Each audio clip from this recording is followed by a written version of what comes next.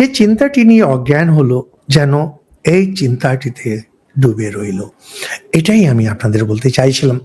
4টি বই বেছে নিন, গীতা, উপনিষদ, এটা চ্যান্টিং, কথামৃত মায়ের কথা, এটা পাঠ, ব্যাস, এর বাইরে আর না। 70-এর কাছাকাছি যদি পৌঁছে গেছেন, 80 থেকে আর একটু নামান, 70-এর পরে আর কিচ্ছু পড়তে যাবেন না, কিছু শুনতে যাবেন না।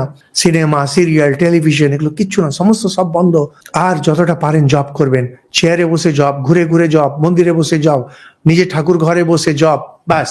লোকেরা জানুক আমাদের পাড়াতে এক সাধুই আছেন, ব্যাস। এটা দেখান, লোকেদের একটু করে দেখান।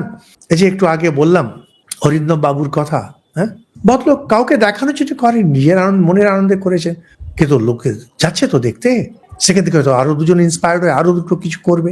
আপনাকে দেখে লোকে ইন্সপায়ার্ড হোক। জীবনে কিছু করেছেন আপনি? জীবনের উদ্দেশ্য কি? আরে দুজনকে ইন্সপায়ার করুন আপনি। বি অ্যান্ড মেক, স্বামীজি বলেছেন। নিজে যদি হবেন তবে আপনার কথা শুনে কেউ ইন্সপায়ার্ড হবে না, আপনার কাজ দেখে ইন্সপায়ার্ড হবে। মহাপুরুষ হন, লোকে নিজেই আপনাকে দেখে মহাপুরুষ হতে চাইবে।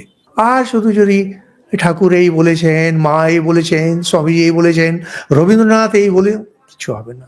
ওই টিয়া পাখিও বলতে পারে।